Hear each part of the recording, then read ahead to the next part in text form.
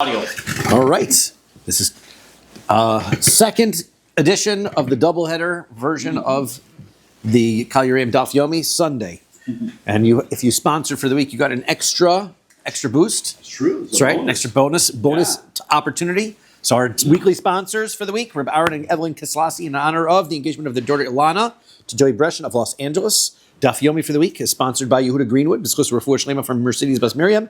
And Daf Yomi for the week is sponsored by the Kahal Yereim Daf Yomi crew, B'schus Refuah Shlema for Bailey Yentel Bas Chaya Rachel. We are on 16A1, Tes Zayin Amud Aleph, about 4 lines down. And what we had just talked about was we had a case.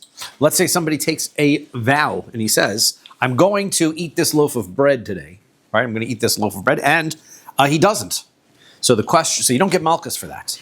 So the question is, why not? So it all depends on who you're looking at. So according to Rabbi Yochanan says you don't get Makkos because it's what we call a lav she'ein bo ma'aseh. There is a prohibition. He didn't do anything to violate the prohibition. He said he was going to eat something, and then he ultimately didn't eat something. The person was caused by what he didn't do. That's why he doesn't get Makkos.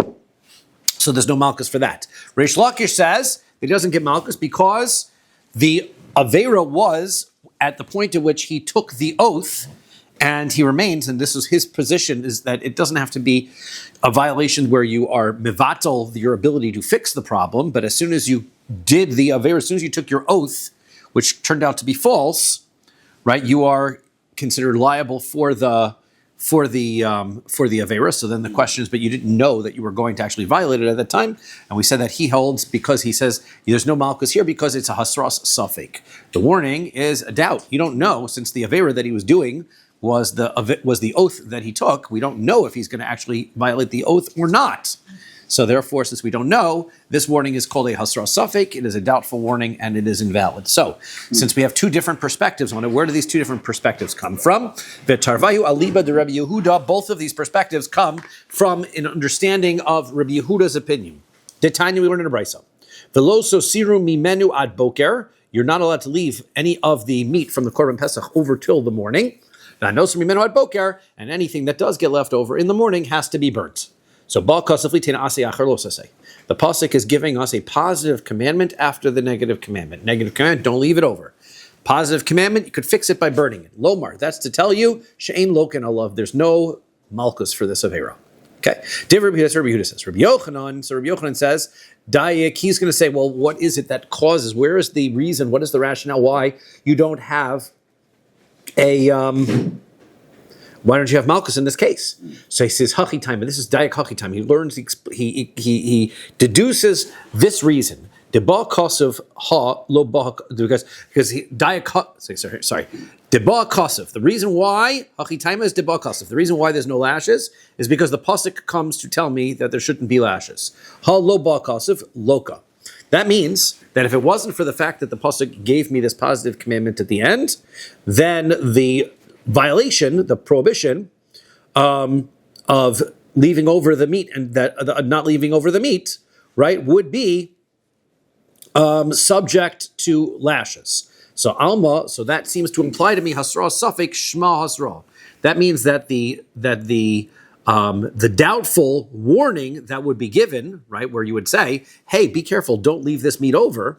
Well, how do you know I'm going to do that or I'm not going to do that? You don't have any idea whether that's going to be a problem at the end. So therefore, the warning is not a definite warning.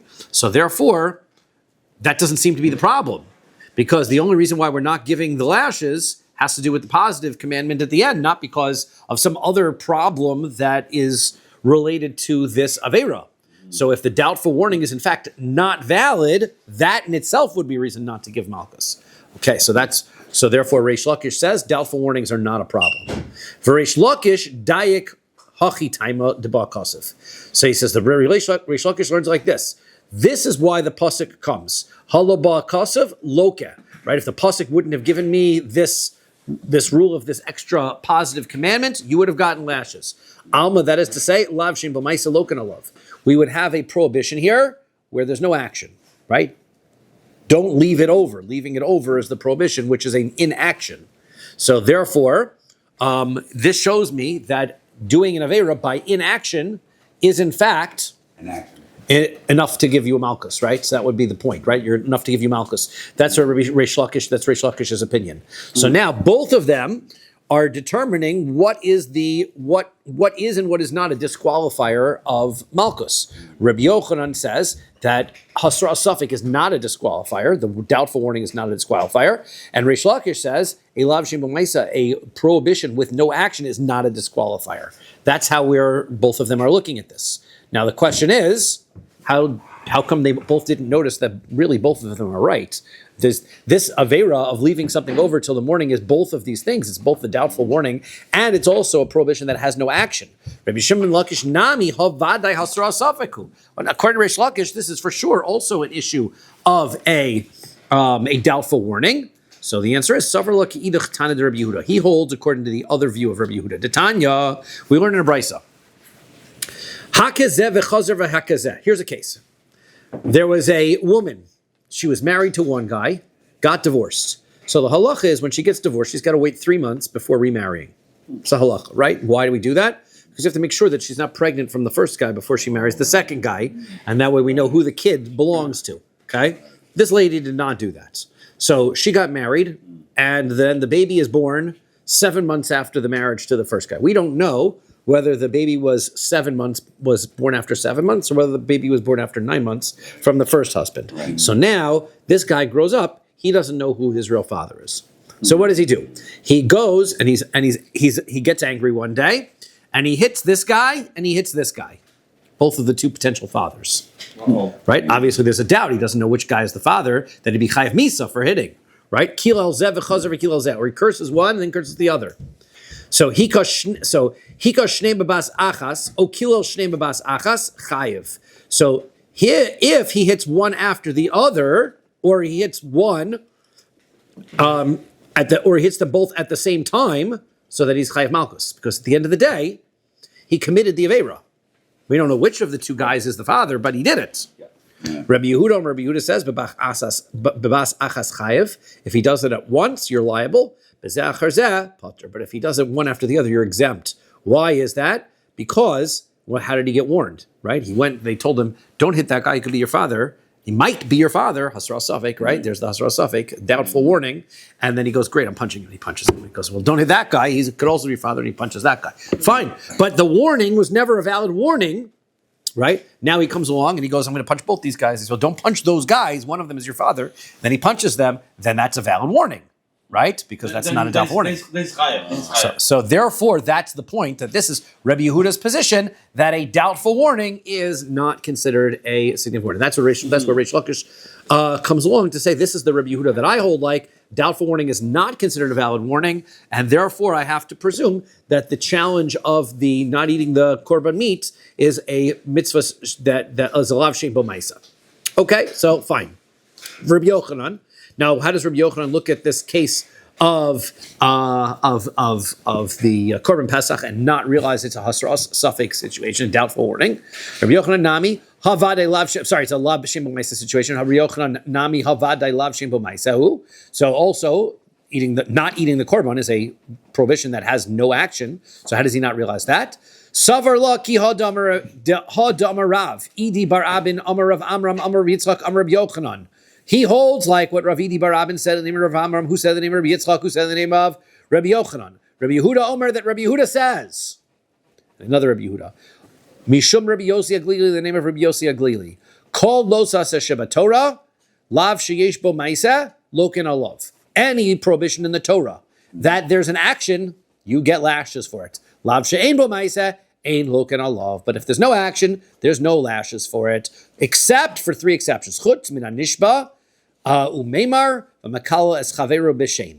Somebody who swears with false testimony, right? That's the case is.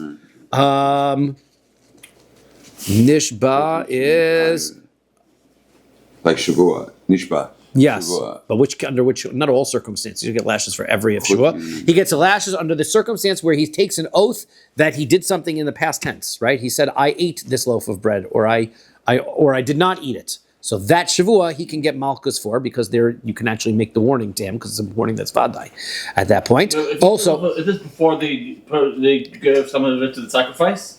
This is not a sacrifice. This is just a regular loaf of bread. He's just claiming he's just making an oath. How can you be chayav if you're eating a loaf of bread? You're chayav because of the oath, right? You're liable for violating. You said you didn't eat it, and you did. So that's lying.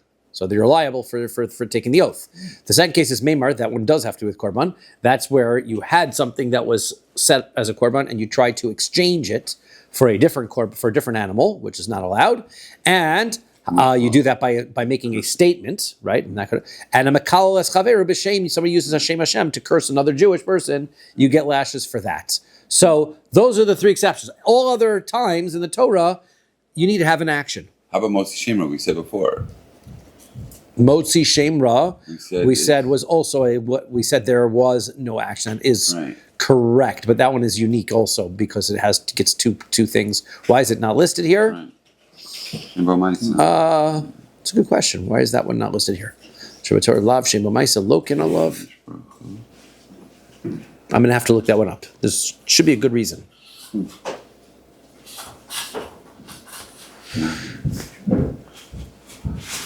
All right, I'm going to have to look that up. It's good. You got me. Good question. Okay, so why is that one not listed? But here are three. But the point the main point that we're trying to make is that all lav she'ein bo maisa doesn't get lashes, and so therefore we have another statement of Rabbi Yehuda that says that. Problem is kasher Rabbi Yehuda. If Reish Lakish and Rabbi Yochanan are both quoting Rabbi Yehuda to support their opinions, then we have a contradiction between what does Rabbi Yehuda hold.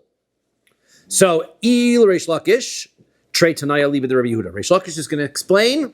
It's not really Rabbi Yehuda who disagrees with Rabbi Yehuda. It's two different Tanoim who are quoting Rabbi Yehuda's opinion, and one thinks Rabbi Yehuda holds this way, one thinks Rabbi Yehuda holds the other way. Rabbi Yehuda, not who's the other Rabbi Yehuda again? They're both Rabbi Yehuda Bar Eloi, but there are two different opinions who are quoting what Rabbi Yehuda says.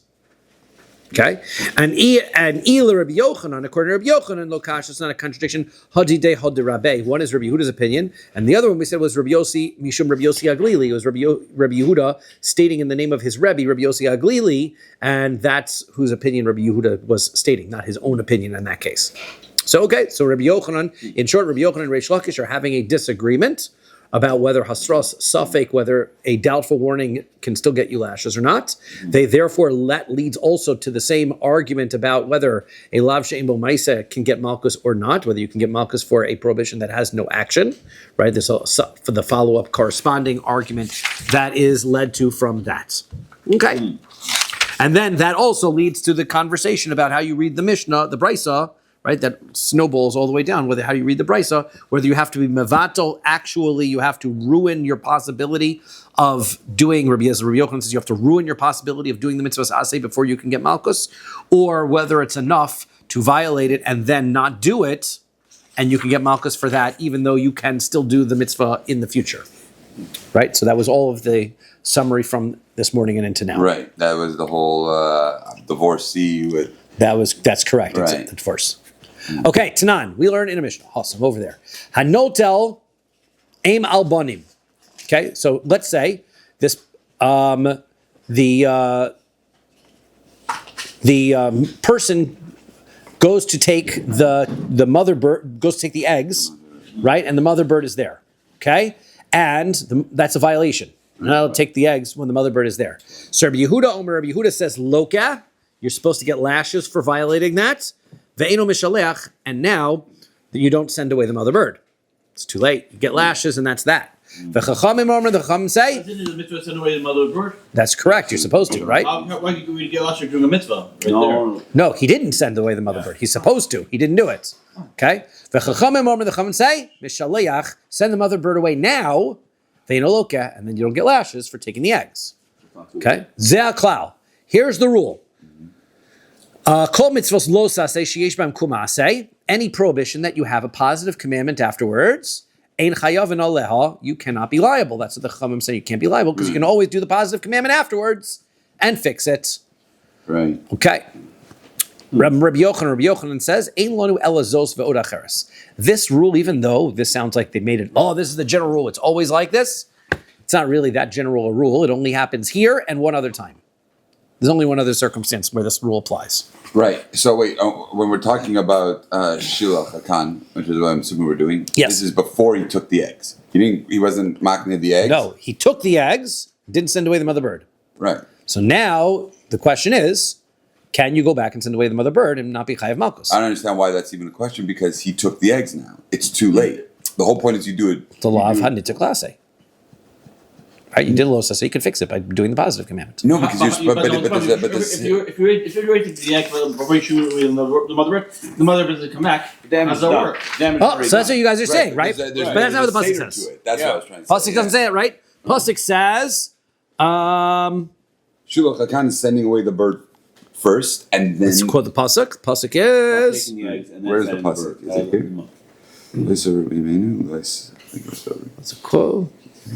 Tesvav. Right? Lo tikach ha'im al abanim. Right? You're not supposed to take the mother bird with the eggs, right? Rather, first you're supposed to send away the mother bird, and then you could take the eggs. Okay? That's what the Tanakama says. To which, right, that as long as you have a positive commandment in this circumstance, it doesn't have to be in order. Right? You can wind up doing the positive commandment afterwards and fixing it. Is that always the case? Isn't it anyways, okay. Yeah.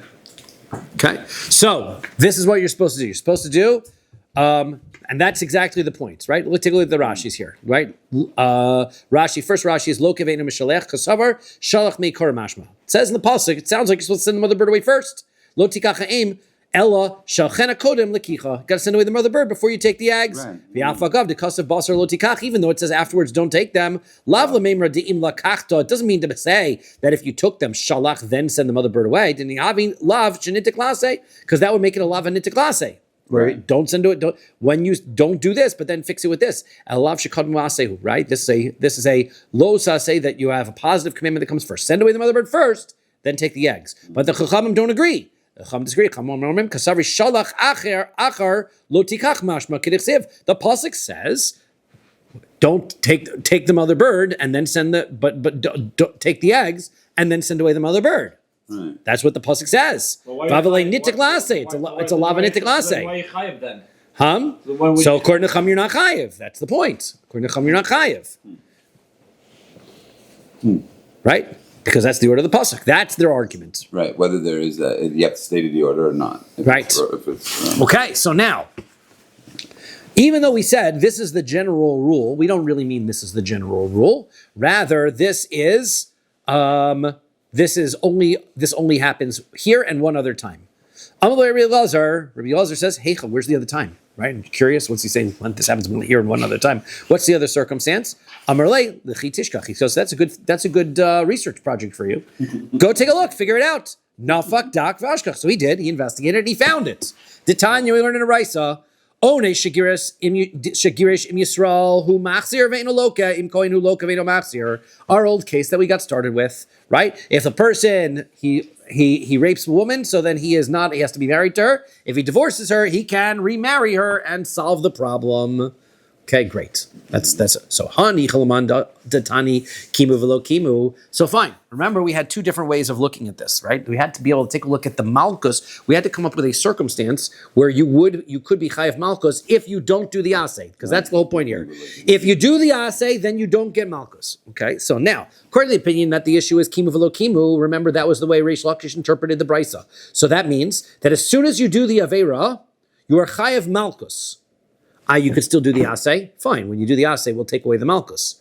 But you're chayav the malchus. You didn't do so. Therefore, you'd better do the asay before we come and hit you, right? But you're chayav the malchus. That's the way kimu velo kimu works, right? You could still do it, but you haven't done it yet. So you're chayav malchus. You are chayav malchus until you do it. Right. Okay. Ella leman detani bitlu velo bitlu. But what about the opinion that holds bitlu velo bitlu? According to bitlu velo bitlu, you're not chayav malchus until you no longer have the possibility ever of doing the asay.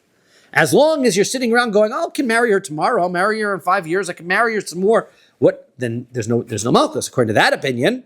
So Bishlama gabi shiloch hakan mishkachas la. You're just supposed to marry her right away. Why? You're supposed to, and if you don't, Why do you keep pushing off? I'll do it tomorrow. I'll do it tomorrow. I didn't like her very much. You would think you'd be chayav because you keep postponing it when you're supposed So to. that's the machlokes between kimu v'lo kimu and bitlu v'lo bitlu. Kimu v'lo kimu says that you're chayav from the malchus immediately because you violated the aveira.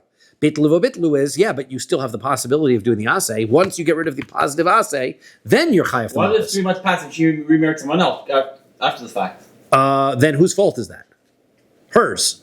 So then how can you get the aveira for her doing something else? If she gets married to somebody else, that's not your aveira. Of course you wouldn't get malchus for her getting married, right? Yeah. Okay, now shiluch hakan mishkachasa. I can understand a circumstance. It's easy to understand. How can you wind up in a situation where you took the eggs and you can't send away the mother bird? Simple, you kill the mother bird. Right? Once the mother bird is dead, you shech the mother bird. So now there's no asay anymore. I can't send away the mother bird. It's dead. Right? You're telling me once you take it and once you cook it and once you eat it, you can be like, oh wait. No, you can't. That's the point. Right. At that point, it's bitlu vo bitlu. Right. Then I understand how you can get malchus for taking the eggs. Right. But what do you, the problem is, why would you kill the mother bird instead of sending it away? When it says right, You were hungry. send it away. Okay, you're hungry. I don't know why you do averos. People do averos. It's no excuse to kill it. People do averos. That's what happens. Right? If you're going to ask the question, why do people do averos, then the whole Gemara is going to wind up being a lot shorter. Ella. How are you going to wind up with a circumstance where it's impossible for him to marry, where he creates a circumstance where he cannot remarry her? Igdekatla, what are you going to say? He killed her? So, kamla b'deramine. Then he's chayv for misa for murdering her. Right. That's murder, and that's even worse. So, that's not going to help you. So, Amar of Shimi Mechozna, so Rav Shimi Mechozna says, Kigon shekipal la kiddushin me'acher. The answer is, well, we can't say like Yehuda want to say, what if she marries somebody else? Because then that's her, she got married. Right. So we have to put him in there somewhere. So let's say he accepts marriage on behalf of her from somebody else. So she gets married to somebody else through him accepting the kiddushin on her behalf. All right. Okay, Amar Rav says, 1 second, how did that work? If she made him a shaliach to accept the marriage on her behalf, then it's her who's doing the marriage. And that's her doing. That's not his doing. How can he get the malchus for that? Because he accepted it. But she told him he could. So it's her who did it. He couldn't have done it without her. If she never made him a shaliach, kol k'minei, so v'lo klumi. He can't accept marriage on her behalf without asking her permission, right? That doesn't work. So that's not. El Amar of Shimi min Ardai. So Rav Shimi min Ardai explains, Kegon shehidira birabim. What he does is he goes in a public place and he says, I officially swear that I will not get benefit from her, ever. Now that he's taken an oath. Now, a normal time, a person just takes a regular oath, you can just go to a chacham and get it nullified, right? You can get it nullified. This, he did it in public, can't nullify it. It's public. It's too public. So that works. Now it's permanent vow, can't get it annulled. So that's fine according to the opinion that holds a public vow has such a power. There's such crazy examples. Ella, leman damar yeshlo afara, but what about the opinion who says that there is a circumstance, you just got to have the vow nullified. You can still nullify a vow even if you made it in public. How are you going to explain that? This is all discussed in Maseches Nedarim. Demadira la'al das rabim, there's a difference. You can make it on conditional opinion of the public. That's an even stricter vow. At the same time, he never said that before he made the vow. So now he makes so now we're saying that that's the case. He wants to be able to make sure that his vow is permanent, irrevocable. So he does that. He makes this vow on the condition that everybody that's here has to now be accepting of the nullification. That's not going to happen. Therefore, that's considered to be an unbreakable vow, and that's how we can wind up now saying he's chayev malchus. To Amar Amemar, as Amemar said, Hilchasa, the halacha is neder shehuda berabim. Yesh lo hafara. If you make your vow publicly, you can nullify it. But al das rabim. But if you make this neder on condition of the opinions of everybody present, that we will discuss how all that works when we get to nedarim. Ein lo hafara. You cannot annul that. Well, so now that's your two. So that's your two circumstances. Your two circumstances. That's it. We've got no other circumstances where you have a asay that can fix your los asay after the fact. Vetuleka, well, what are you talking about? There's no other ones. V'ha'ika, here are some other cases that potentially should be candidates. Gezel, what about stealing? Right? So I steal as long as I return it. Derachmana Amar But if you're still not returning, it's not really called stealing because you're taking something but you're returning it afterwards. So therefore, what? So therefore, if you're returning, is it like you're repenting? okay. So that's the point, right? So then, if you return it, you don't get Malchus, right? So that's what we're saying. So if you don't return it, you do get Malchus. So if you return, it's like So you're doing tshuva, basically. shouldn't that be another example of where if you do the avera, you should get Malchus, but if you return it, you don't get Malchus. Okay, so Rahman Amar Pasuk says lo tigzol, Pasuk says don't steal. Vehei shives hagzela then says if you do, you should return the stolen object. Mashkon, and also when it comes to a somebody who decides he's going to take a pledge. That's the word pledge or a collateral. Right? The Rahman or Pasuk says, Lo savo el beso la'avot avoto. Right? You're not supposed to come to his house and be able to take the possession of his items. Right? And then it says, Hashev tashivelo. You should return it to him if you do. So, right, avot kivo hashemesh, right? You have to bring it back to him when the sun rises, right? You take something, you can't take his night garments that he needs at night. He's got to return them during the day. Then basically the tools that he needs, you can't take his livelihood, his tools that he needs. Even it says hashev tashuv. That's immediate, isn't it? The fact that it means to return it immediately. That's what you're supposed to do. So, okay, great. So, mishkachas lo b'kimu v'lo kimu. So you're answering. So I understand where the losa say. If you hold kimu lo kimu, why? Because kimu lo kimu means that I stole. Now I violated a losa. Say that means I can get malchus. I can get lashes immediately. Right. So you see where we're going, right? So kimu v'lo kimu again. I violated prohibition immediately. I'm chayav malchus immediately, and I can undo the malchus by returning the object. So I can understand how you can get malchus. Did they ever look at it and say, the svara behind it isn't there? Like, okay, there's this lo saseh, but since there's, the possibility of it has to be so ridiculous that therefore... You need a circumstance where this now... what we're struggling with is there's no possible circumstance where you can make it so that there's no way for you to return this object. No, but even getting remarried to the woman, the only way he could do it is either this. He makes a shavua, or he makes a neder in public. That is Rabbi Yochanan's point. Why he holds that you can't get malchus for that. Right? It's very unusual. Right? Very difficult circumstance. How are you going to mimavatal that? Right. So what's the point of the lo saseh?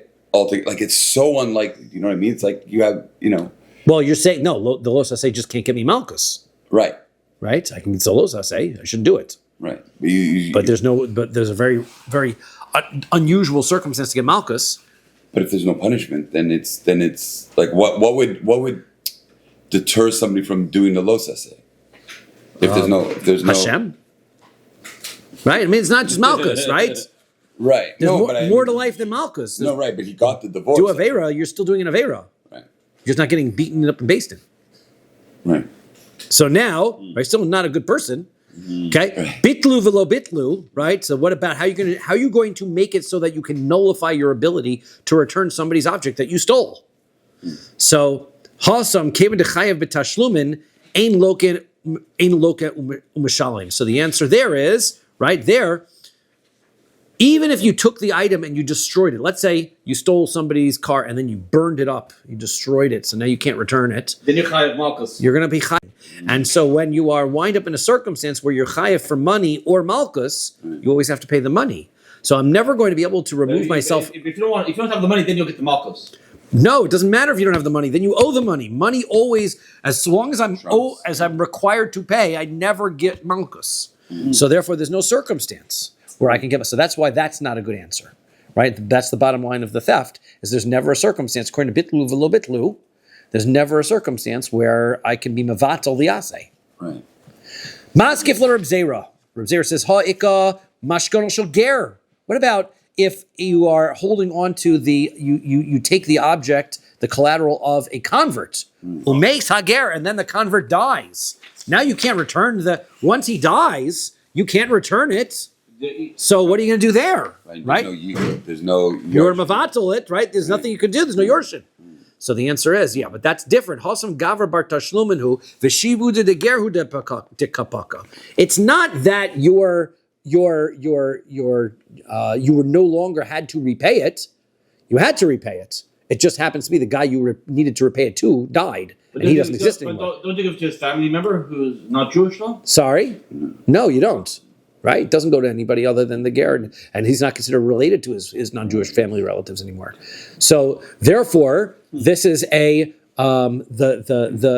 person right? You as a person are still obligated to repay. You just never repaid because the person isn't here to repay anymore.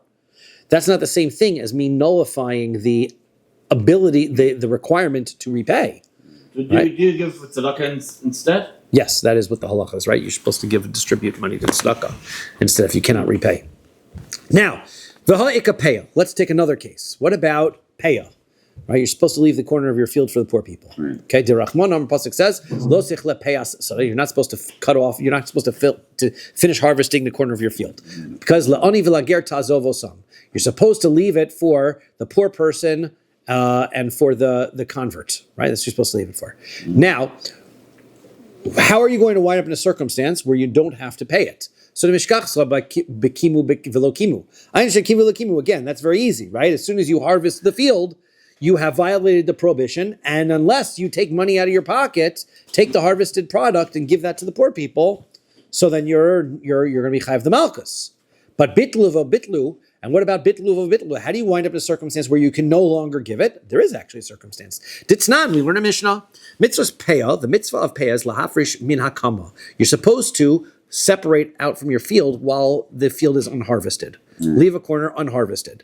But let's say you forgot. Lo hifrish min hakama. You didn't, and you cut the whole thing down.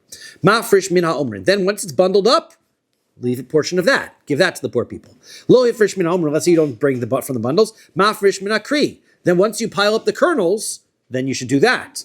Ad shalom riach. That's until you have a nice smooth pile of kernels.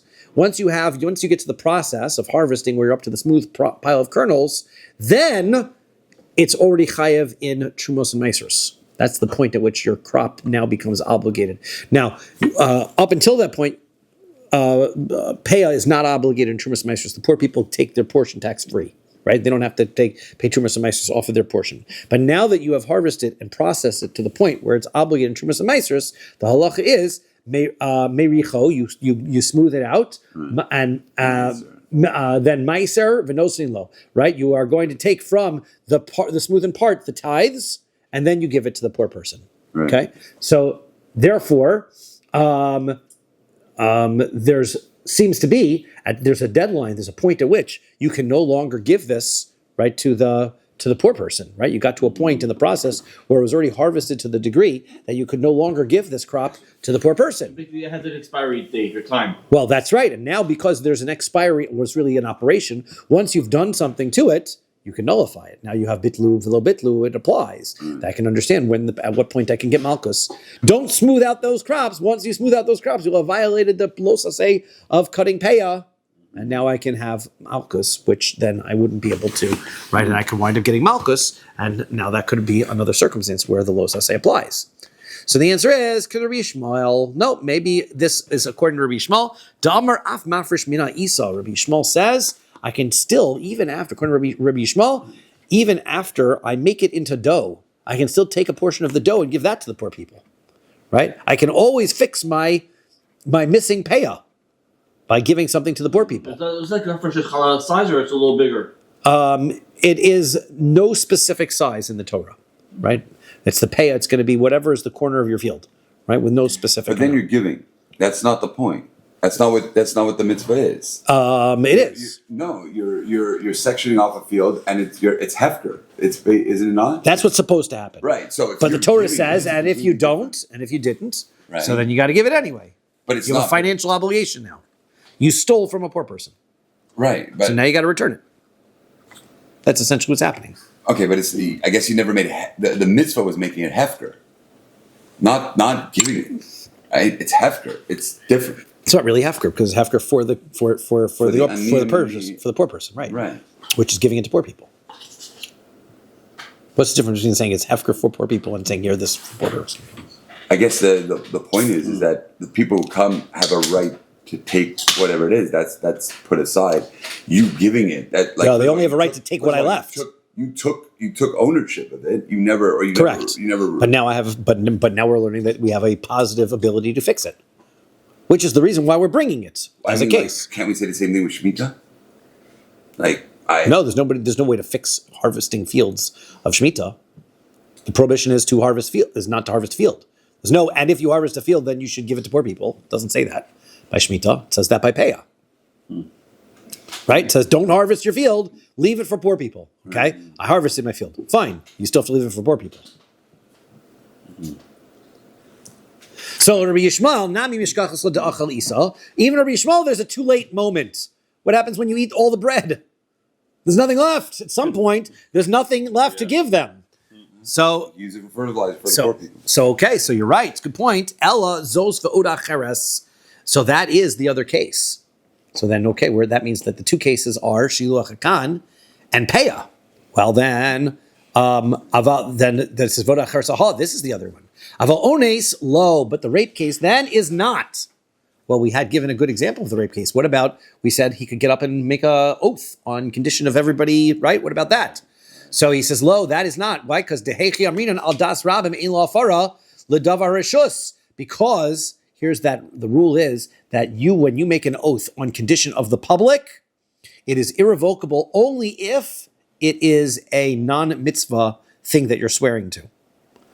Aval, ledavar mitzvah, yesh lo afara. But if you made a public oath not to do something which was a mitzvah, which is what he's doing in this case, then you can nullify it. Right? Ki hodahu mikri dardiki. There was a case that this really happened. There was a school teacher. Dahava pasha biyanuke. He was really mean to the kids. So adre Rav Acha. So Rav Acha fired him. Right? Vahadre Ravina. And Ravina rehired him. Why? Because there was nobody who was as good a teacher as him, so they brought him back. He abused the kids. How could you say something? There was no teacher. They took him out, right? So he would seem to have been abusing the kids, and they made him take an oath that he would never do it again. And it was on condition of the public. But we see that's the point is that they did hire him back, means that they could nullify his vow, even though it was because it was a mitzvah. It was a mitzvah not to harm somebody? It was a mitzvah for him to teach Torah. Oh. So therefore, right? By an abusive way or not an abusive way? That's what I guess he was supposed to change. It doesn't specify, but I would presume they told him, could you just tone it down a little? Tone it down, yeah. Right? Okay. Next one in the list of los ases. Now we get into some new issues of dealing with los ases. Va'ochel nevelus utrefos shkotzim v'ramasim. Somebody who eats nevela, he eats non-sacrificed meat, non-slaughtered meat, sorry. Trefos is the meat that has blemishes in it that make it non-kosher. And creepy crawly objects, if he eats the creepy crawly, shrotzim and ramasim, the creatures. Amar Rav Yehuda. So Rav Yehuda says, Haiman de'achal binisa debe karva. If somebody eats a cabbage worm, okay, then malkinan le mishum sheretz hashoretz al haaretz. Then he's going to get the foul. He's going to get. He's violated 5 different averos. There are 2 general averos in last week's parsha. Right, last week's parsha. There's bal tishaksu. Don't eat anything disgusting. Then also you're not allowed to eat any creepy crawly things. And then there's 3 other los ases that are related to eating land bugs. This is where we learn not to. Where we have to cook the lettuce for bugs. Yes, that's exactly right. This is where your lettuce. Your job becomes very important. It's 5 isurim, right? And you get Makkos because it's a land animal. Like That's correct. Hahu de'achal binasa debe karva v'nagde Rav Yehuda. There was once a person who ate, in fact, a cabbage worm, and Rav Yehuda gave him lashes. Amar Abaye. Abaye says, achal putisa. If somebody eats a water bug, a bug that lives in water, loke arba, there's going to be 4 averos there, right? The 2 regular ones, bal tishaksu and not eating any creepy crawlies, and 2 other averos that have to do with water bugs. Nemela, an ant, which is a land bug, would be chamesh, would be 5, like we said, 2 for the main 2, 3 more for the land bugs, for the land ones. Mishum shartz asheretz arts, and sira, a hornet, is lokesh sheish is 6. Why? Mishum sheretz ha'of, because a hornet is both a land and airborne insect, and therefore it's the 5 for land plus it flies, so it gets 6. Right. So when we eat honey, right? Hornets, we get honey. We don't get honey from hornets. We get honey from bees, but it's a good question why bees are permissible, and it's considered a derivative product from a bee rather than like milk from a bee. It's not the same, but it's a fair point, right? Discussed in halacha why we can eat honey from a non-kosher animal. Amar Rav Achai. Rachi says, Mashaya es nikevav, somebody who does not use the bathroom when he needs to, over lo tishaktu. He's in violation of the prohibition against doing something disgusting. Right, right. That is a prohibition. Amar Rabbi. Crafted that. Right, you have to use washroom when you need to. Amar Bibi Bar Bibi Bar says, Haman Deshosi Bekarna de Umana Ka Avar Mishum Lo Tishaktu. Somebody who drinks out of the container that they use for bloodletting, right? They would gather the blood in these containers. If even after you rinsed it out, so there's no blood in it. Right. If you drink out of it, it's gross. That's Bal Tishaktu. Like a needle, for example. Yeah, you're not allowed to do anything gross. Okay. Amar Rava. Rava says, Amar Rava Barav. Huna Risek Tisha Nimalim. Let's say you grind up 9 ants. Vehevi Echad Chai, and then you take one whole ant. Veishliman lekazayas, and then by eating that one whole ant and all the ground up ants together, you get a kazayas of ants. Lo kevav, you're going to get 6 sets of lashes. Why? Even if it's pureed within the veggie? All of them are pure, yes, pureed, but one of them is whole. Why? Hey, 5 of them mishum birya, 5 of them because you ate a whole ant, which we said was the 2 discussed, the two averos plus the 3 for the land. Ve'acha mishum kazayas nevela, and now this is a kazayas of non-slaughtered meat. And therefore it's another avera of nevela. And you can eat that. And what then you get sex is considered nevela. Really? That's right. Interesting. Right here. Rava, Amar Rabbi Yochanan, Rava says in Rabbi Yochanan, afilu shnayim vehu, even if you have 2 ants plus a live ant, that still can work. In other words, the live ants could be the majority of the kazayas, then as long as the total is made up and you eat a kazayas, then you can be in violation of this nevela prohibition. Rav Yosef, Amar Rav Yosef, afilu echad vehu, even if it's 1 and it, meaning you grind up and still, the low pligi, they're not arguing with each other, these opinions. Habaravri, habazutri, depends how big the living ant is, right? You need to be able to have sufficient antage to be able to get to a kazayas. Okay. Next one is achal tevel ma'aser rishon. If somebody eats tevel, which is the produce that grows in your field, and you don't take off the tithes, Meiser Rishon, he takes off Meiser Rishon, gives it to Levi, but doesn't take off Trumas Meiser. So those are all Malchus Averis. Amar Rav. Rabbi says, Achal Tevel Shel Maser Ani. Let's say you have your produce, you took off your Truma, you took off your Meiser Rishon, and then you don't take off your poor person's tithe, the Meiser Ani. Now, on years 1, it's a 6-year cycle. Year 1 and year 2, every year you take off Meiser Rishon. Year 1 and year 2, you take off Meiser Sheni. That you keep, you eat it in Yerushalayim. Year 3, you take off that 10%, you give it to the poor people. 4, 5 to Yerushalayim with it. Year 6 to the poor people. So let's say it's a year 3 or a year 6, and you're supposed to take it off and give it to the poor people, and you don't. So then you get Malchus. Keman. So who does this hold like? Ki hai tana. It's like this tana. De tanya learn the brisa. Rabbi Yossi says, Yochel lo yehi chayev el al hatevel shelo huram mimenu kol ikar. You might think that the prohibition that you get lashes for in the Torah against eating tevel applies to a tevel, to crops that you haven't taken any of the trumas and meisters off. But huram mimenu truma gedola. But let's say you took off truma to the kohen gadol. Velo huram mimenu meiser rishon, but you didn't take off meiser rishon to the Levi. Let's say meiser rishon, you took off your meiser rishon. Velo meiser sheni, but you didn't take off your meiser sheni. Vafilu meiser ani minayin. But even if you didn't take off meiser ani, a poor person's, how do you know that you're still in violation? Talmud Lomer, the pasuk says, "Lo tuchal lechol bisharecha." You're not allowed to eat it in your gates, in your fields, and so therefore, ulaholan hu omer. And then later on, the pasuk says, "Va'achlu bisharecha v'saveyu." That you can eat it in your gates and you shall be satisfied.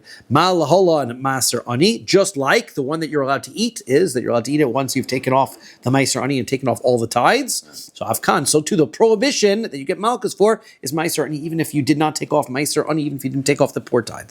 And the Torah says, lo tuchal, you're not allowed to eat it. Okay, so we know that even if you miss that one tithe, that is still going to get you. Amar of Yosef says, Tanai, that is a machlokas Tanai. Maybe that's not entirely true according to everybody. Maybe it's an argument whether in fact that's true. If you took off everything else and you just didn't take off meiser ani, maybe you're not liable. Because Rabbi Yezer says, Ein tzarich likros es Hashem al meiser ani shel demai. You don't need to make the declaration out loud. Let's say you buy demai. Let's talk about what demai is. Okay, there was an observation that that during the second Beis Hamikdash period, many people were not taking off Trumas and Maasros from their crops. That people were Amei Haaretz, they weren't doing the right thing. Now, they had a respect for Kohanim, so they were taking Truma and getting, also they didn't have an obligation to give that much. So they were giving that to the Kohanim, so they presumed that Demai, if you buy produce without a hashkachic certification from a person on the street, then you don't have to take off your Truma. But you have to take off your Meiser Rishon, you have to take off your Meiser Sheni. Now, Meiser Ani, this is where it becomes questionable. So this first opinion says that if you buy produce from a from an Am Haaretz, you now have to take off tithes. You don't have to take off Meiser Ani from those tithes. Now, there are two important reasons why you have to take your tithes off. Right. First one is because if your food is untithed, it's called tevel, and there's a prohibition against eating tevel. Right. Now, there's another reason, and that is that if you're taking off produce that belongs to somebody else and not giving it to somebody else, that's stealing. So there's a financial problem as well. In restaurants, you put tevel matzah inside a restaurant.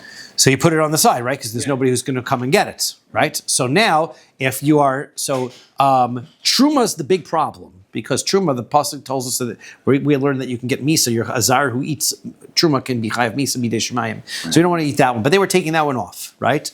Then you come with Meiser Rishon, Meiser Sheni. So now, Meiser Ani, okay, so this opinion says, you don't need to take off, right? You don't have to take off your Meiser, you don't have to take your Meiser Ani. And we're going to presume that the reason is because eating the tevel is not a problem, and it only represents a financial problem then. Well, if it's a financial problem, so we have what's called, when we ever have a doubt of financial matters, the person who is possession is 9/10 of the law, right? If the poor person can come here and prove to me that the poor person's tithe was not taken off of this, I'll give it to him. And how's he going to prove that? The whole reason that I bought it from somebody, I don't know what he did with it before. Right? He's an Amaretz. I don't know what he did. So he can't prove anything. So I'm allowed to keep it. So monetarily, I'm allowed to keep it. And this seems to imply, that's what we're trying to prove here, that even as tevel, it's not a problem. That's why you don't have to take it off. The Chacham say, Koriyas Hashem ve'no tzorich lahafrish. You have to make the declaration, but you don't have to separate it out. Why do you have to make the declaration? Because it's tevel. But you don't have to separate it out. You have to give it out because that's a financial issue. And you don't have to worry about financially giving it to the poor person because he has to hamotzi mechaver of raya. He has to prove it. So my lad b'hakamifik. Let's say this is what the argument is. Demar savar vadai tov lo, umar savar vadai eino tov lo. He says that one takes a look at this and says that this is that when it comes to regular untithed produce, whenever it comes regular, that it's considered to be tevel when you don't take off Meiser Ani. And the other one says it's not tevel if you don't take off Meiser Ani. That's the issue. So Amrle Abai says that is not what we're dealing with here. If that was what they were arguing about, why would they be talking about Demai then? Just talk about regular guy who doesn't take off Meiser Ani. We know 100% for sure this guy didn't take off Meiser Ani. Do I have to do it? Right? Is it tevel if I eat it? That would be the question. Ella, so rather no. Tekuli Yamavade Tovlo. Everyone agrees you have to take off Meiser Ani. That's like our Mishnah says, you're going to get Makkos. If you don't, everyone agrees to that. So the argument here about whether you have to take off Meiser Ani from the Demai is Mar Savar Lo Nechshadu Amei Haaretz Al Meiser Ani Shel Demai. One says that, look, these people who are these Amei Haaretz, these unknowledgeable people, did they take off this prop? Did they do this one or not? Right? We know that they took off Truma, right? They didn't bother to take off Meiser Rishon. Why? Because they would have to give that one to the Levi, who would then have to give Meiser Rishon to and they didn't want to do that because if they took off the Meiser Rishon, but they didn't want to do. But don't we see here that you have to do it? Yeah, but they're Amei Haaretz. They're not people who follow halacha. Right? So they're not religious. So they don't want to take it off because they were worried that once they take it off, they're not going to give it. And then if they eat it, so they can wind up being Chayav Misa because that Meiser Rishon, you have to take off a section, give that to the Kohen. Right. Meiser Sheni, they didn't want to do that either because then they have to go to Yerushalayim and eat it. They wouldn't have to do that. So therefore they just said, nah, we'll just forget. Now they didn't realize that they're going to be chayav for eating tevel, which is just as bad. But, they're on Mayoritz. They don't know those things. But the question is, were they so worried about taking for the poor? They just separate it out and then keep it. There's no violation if they ate it. I mean, it's stealing, but they're on Mayoritz. They don't really care that much about the financial issues about it. So therefore, Kavan de Mamonahu, if Rushi Mafresh, since the only problem was the money, right? They may as well separate it out and then steal the money. That was just as easy. For Rabban and Savri, the Rabban hold Kavan de Tricha le Milsa lo Mifresh. When it comes to these Amayorts, it's just an extra hassle. Right. So they didn't do it. So therefore, we have to do it. So wait, I just want to go through. You take off Truma first, Yes. Meiser Rishon second, Meiser Sheni third, Yes. and then Meiser Ani fourth. No, Meiser Ani or Meiser Sheni, depending on Meiser the Ani year. or Meiser Sheni. Correct. Year 1, year 2, Depending Meiser what Sheni. year. Yes. Right, depending what year. Right. 1, 2, 4, 5 is Meiser Sheni. Year 3, 6. Year 3 and 6 is Meiser Ani years.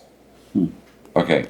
And okay, the Truma goes to the Levi. To the Kohen. Sorry, to the Kohen, and Meiser Rishon goes to the Levi. To the Levi, and Meiser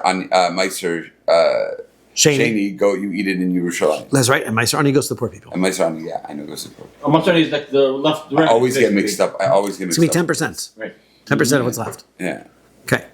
Kama yochel min tevel. Now, how much of the tevel do you have to eat in order in violation? Amar Rab Bibi, Amar Rab Shimon, Rabbi and Rab Shimon, Ben Lakish, Machlokes bechita, right? This argument that they had, right? That he said you have to eat a kazayas, and then they said, well, even if you eat one kernel of wheat, and he says, well, wait a second. He said by an ant, it's even one ant. They said, but that's because it's a whole object, and he said wheat is also a whole object.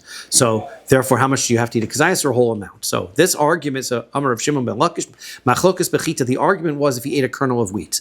Aval bekemach, if it was ground into flour already, Dever akol kazayas. Everyone says you need a kazayas because that's for sure not a whole item, right?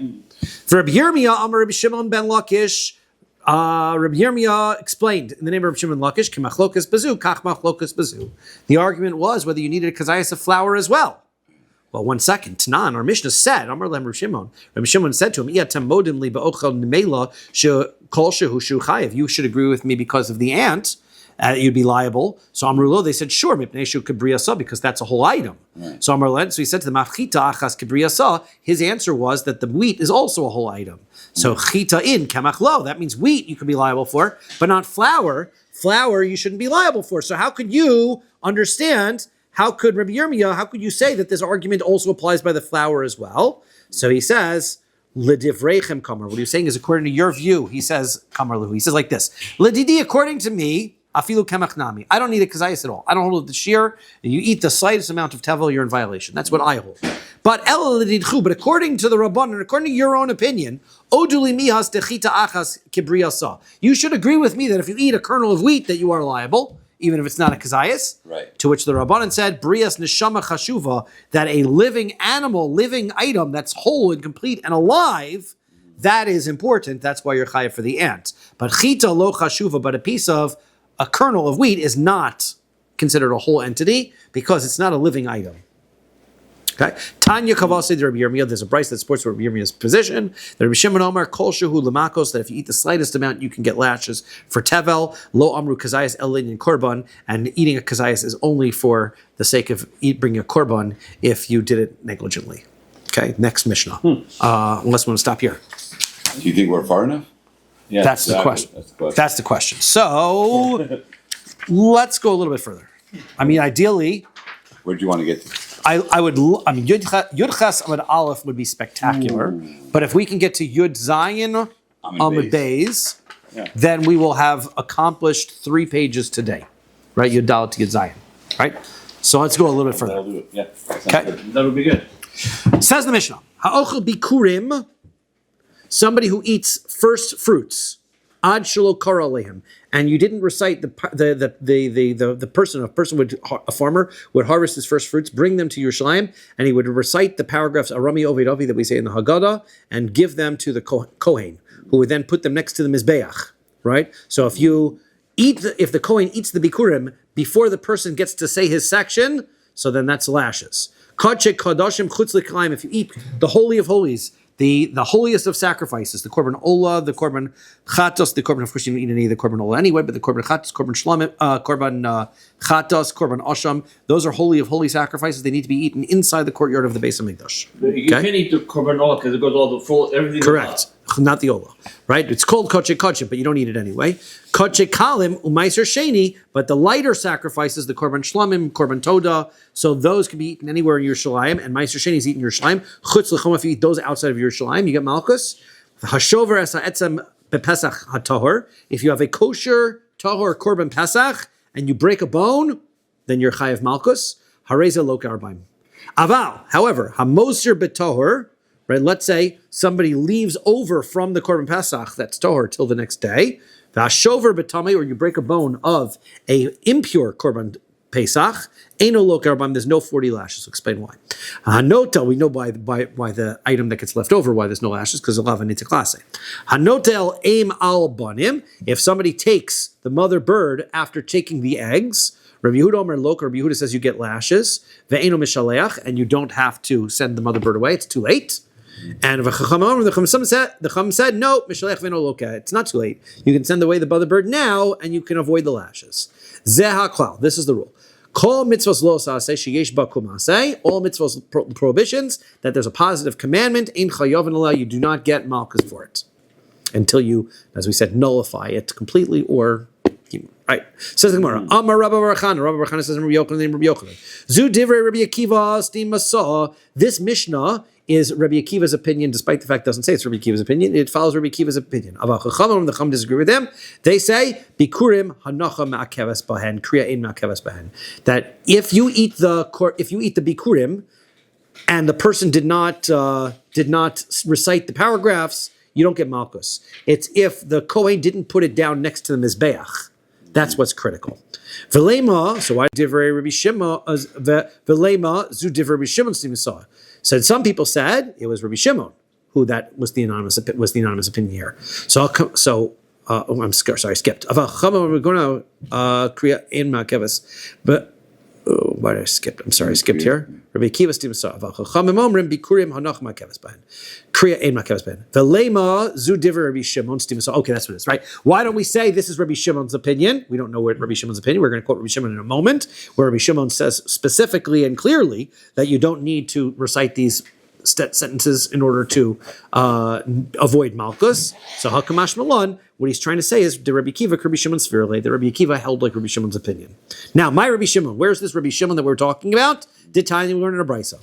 Utrumas yadcha, right? That you're supposed to. The pasuk says that there's the whole pasuk is the things that you're not allowed to eat bisharech lo suchal le'achol bisharecha, the things you cannot eat in your gates maser degoncha, the tithes of your grain, v'siroshcha, and your wine, v'yitzarecha, u'bechoros bekarcha, v'tzoncha, v'chol nidrecha, v'asher tidorin v'nidvasecha, v'utrumas yadecha. Each of those phrases is going to refer to a separate item to tell me that I'm going to get lashes if I eat these things outside of their regular place. So here's where it starts off from Shimon, and he learns them not in the order of the psukim. It's important to note that for later on. Detanya, utrumas yadecha, which is the last item on the list, elu bikurim. That's the prohibition against eating the bikurim. Amar Rabbi Shimon.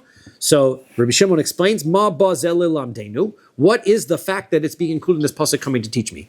Im la'ochlan chutz lechoma. If you're trying to tell me that I'm going to get lashes if I eat my bikurim outside of the walls of Yerushalayim, so kavachomer mi meiser. So that I would already know, because I already know I get malchus for eating meiser sheni outside of the walls of Yerushalayim, and Rabbi Shimon is going to say that bikurim is more strict of an avera than meiser. Why is that? Hang on to that. We'll have to discuss that probably tomorrow. So, right, maser akal. Meiser is the more lenient one. So, uma maser akal ochlon chutz l'choma loka. If, when it comes to meiser, which is more lenient, you're going to get lashes. Bikurim lo kol shkin. So, bikurim, if you eat them outside Yerushalayim walls, for sure you're going to. So, ha lo ba'akosis. Then why does the pasuk have to tell me that I'm going to get some lashes for bikurim? So the whole reason for the pasuk is le'achol mi bikurim achlo kara aleihan shehu loka. Right? It's in order to tell me that I'm going to get lashes as long as I did not read the psukim for them. V'nid vosecha. Now the next one is v'nid vosecha, your donations. Zu toda. This is the korban toda. Ushlamim, the korban shlamim. Reb Shimon says, Ma bazel lilamdeinu. What is this coming to teach me? Im lochlan chutz lechom. If this is going to tell me that if I eat my shlamim or my korban toda outside of the walls of Yerushalayim, kal v'chomer meiser. I already know that from meiser. Ha lo ba kos. So because we said meiser is the more lenient. And so, therefore, for sure, eating shlamim and toda outside is going to get me lashes. Right. So, what is the reason why it's mentioned here? That if you eat the meat of the korban toda or the korban shlamim before you sprinkle the blood, then you get lashes for that. I was going to say the things you say for Bechurim, that's a non-action. That's a low assay. Eating it is the problem. Eating is the assay. No, eating it before you recite. Eating it before you recite. Correct. I thought it was not reciting. It's not reciting is the provision. Eating it before you recite. That's right. Eating before you recite. Okay, fine. Eating is the action. Bechoros. Then the next. It's not next. Like I said, they're out of order. Bechoros, firstborn. Zebachor. This refers to the sacrifices of the firstborn animals.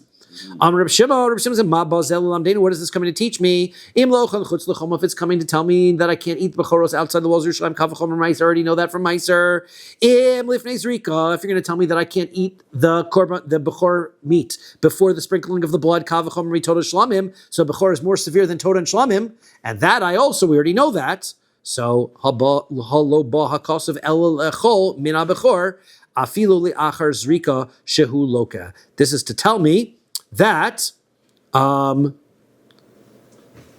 somebody who eats from the firstborn meat even after the sprinkling of the blood, that he gets lashes. I think it's talking about a non-Kohen. Let me double check that.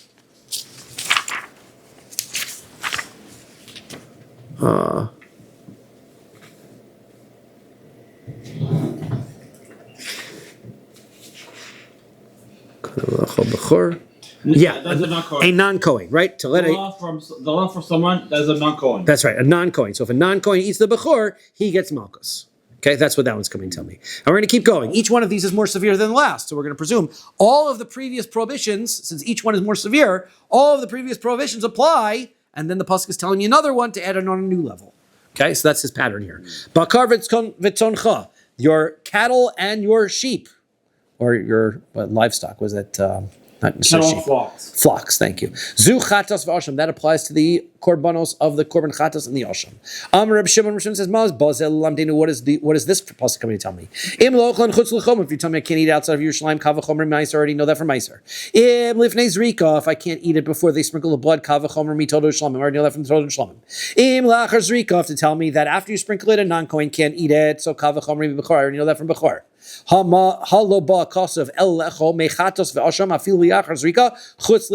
order to tell me that I cannot eat it outside of the courtyard of the Beis HaMikdash, even a Kohen cannot eat outside the courtyard of the Beis HaMikdash. Shehu loka, you get Malkus if you do. Then the next one, Nidarecha, your pledges, your sworn offerings. Zu ola, this refers to the korban ola. Rabbi Shimon says, what does this pasuk come teach me? If it's telling me that if I eat the ola outside of the walls, kavachomer meiser, already know that from meiser. Zrika, if it's going to tell me that I can't eat the meat before I sprinkle the blood, that's kavachomer toda shlamim, that I already know from korban shlamim and toda. Lachar zrika, if tell me that a non-kohen can't eat it after I already sprinkled the blood, kavachomer bechor, I already know that from bechor. If you're going to tell me that I can't eat it outside of the courtyard of the Beis HaMikdash, kavachomer chatas v'asham. I already know that because it's more severe than chatas v'asham. Halo ba kasov ela le'achol min ha'ola le'achar zrika afilu bifnim shehu loka. This is to tell me that you're never allowed to eat an ola at all, even inside the Beis HaMikdash, even after the blood has been sprinkled. Ola meat is never eaten. Okay, so good. Amar Rava says, "Yaldia imei krib Shimon teleid." Anybody everybody's mother gives birth every mother who gives birth should have a child like Reb Shimon.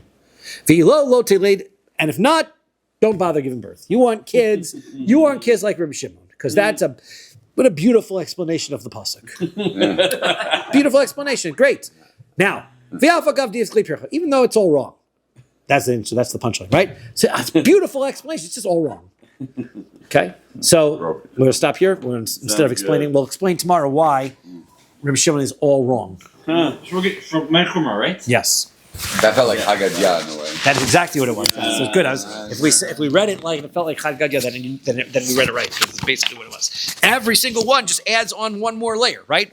This is prohibition. Meiser, we know you got to eat it inside the walls. Then the next one, we know this. Then the next one, this. But we're adding on each one. Everything applies to everything before it.